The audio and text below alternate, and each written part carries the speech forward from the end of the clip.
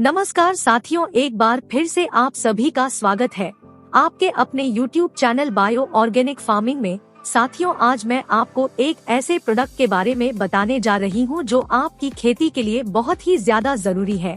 तो इससे पहले यदि आपने हमारे चैनल को सब्सक्राइब नहीं किया है तो सबसे पहले आप सब्सक्राइब कर ले और बेल आइकॉन दबा दे और वीडियो अच्छा लगे तो लाइक एवं शेयर जरूर करें। अधिक उत्पादन की चाहत में किसानों ने अपने खेतों में अंधाधुंध रासायनिक खादों का प्रयोग किया। वह यह भी भूल गया कि मिट्टी हमारी माँ है, उसके अंदर भी लाखों करोड़ों जीवों का संसार है।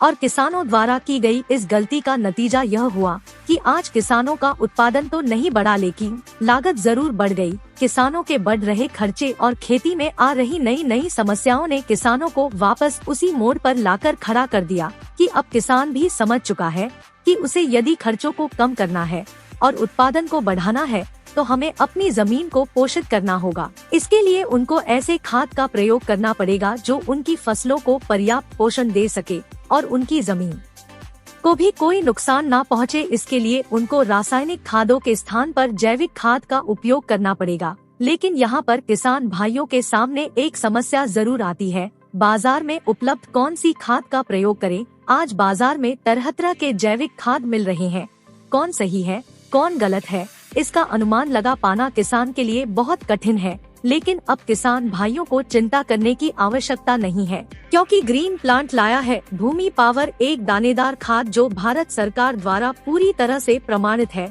भूमि पावर सिल्वर कोटेड फॉर्मुलेशन जो फसलों की वृद्धि और विकास के लिए बहुत ही सहायक है।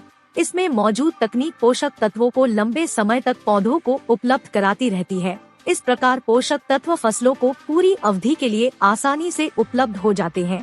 भूमि पावर में humic acid, amino acid, vitamin तथा सूक्ष्म पोषक तत्वों का मिश्रण है जो फसलों की महत्वपूर्ण चरणों के दौरान आसानी से उपलब्ध हो जाते हैं।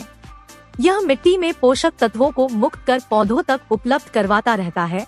भूमि पावर का निरंतर उपयोग रासायनिक उर्वरकों की जरूरत को कम करता है।